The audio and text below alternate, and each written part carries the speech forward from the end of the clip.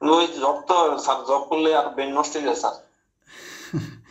না, জব করলে ব্রেন নষ্ট হবে কখন জানেন? সত্যি যখন কথা। ধরেন মানে এখানে বিষয়টা হচ্ছে স্যার যে আসলে জব হিসাব একটা জি, দাস, দাস জি, স্যার। জি। না সেটাই। না, জবটা হচ্ছে কখন আপনার কাছে প্যারা লাগবে জানেন? যখন আপনার জবটা আপনার মন মতো হবে না। মানে যেখানে কাজ জি করতে স্যার, জি আপনার স্যার, জি কষ্ট স্যার। হবে।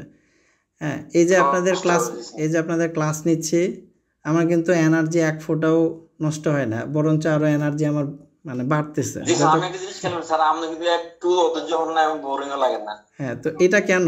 এটা কারণটা হচ্ছে যে ভাই আমার জি, আমি যেটা জানি এটা আমার শেয়ার করতে ভালো লাগে। এই যে আপনাদের সাথে কথা জি বলছি, স্যার, নতুন, নতুন অনেক মানুষের সাথে পরিচয় হচ্ছে। তো এই জি জিনিসটা স্যার। একটা অন্যরকম ভালো লাগার একটা জায়গা।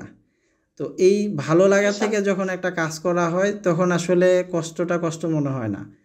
তো যখন জি আপনি স্যার। একটা এমন কাজ করবেন যেটাতে আসলে আপনার মন দিল নাই, বাট কাজ করতে বাধ্য, তখন আসলে কষ্টটা জি স্যার। লাগে। তো আসলে জি স্যার, আপনার কথা রাইট। আমি আসলে টাকার জন্য করতেছি, আমার জি, মন থেকে করতেছি না। এটাই। তো এইজন্য মানে কষ্টটা আসলে এই কারণেই লাগে যে যখন ওইটা আপনার ভালো লাগবে না। তো এই যে আমি ফ্রিতে কেন করাচ্ছি এটাও আমি গত ক্লাসে বা প্রথম ক্লাসে আমি বলেছিলাম যে দেখেন আপনারা গ্রাফিক ডিজাইন শিখতে চান বা আপনাদের মেন টার্গেট হচ্ছে ফ্রিল্যান্সিং করা। But freelancing G sir. করার জন্য একটা বিষয়ে স্কিল লাগবে। তো সেই বিষয়টা গ্রাফিক ডিজাইন হতে পারে, অন্য কোনো বিষয় হতে পারে।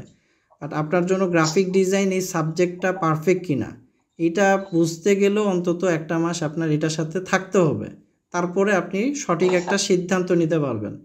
তো আমি চাই যে যারা অ্যাডভান্সে আসবেন বুঝে শুনে আসবেন। শুধু, শুধু ওখানে যেহেতু পেইড, তো পেইড করার আগে যাতে আপনি নিজেরটা নিজে কনফার্ম হন যে না আমি মানে বুঝতেছি পারবো, আমার ভিতরে কনফিডেন্স আছে, তখনই আমি কেবল সামনে যাব বা পেইড কোর্সে করব। জি স্যার। ঠিক আছে? তো এই সুযোগটা আমি মনে করি যে এইভাবে কেউ মানে কোথাও আচ্ছা, পাবেন না আর কি।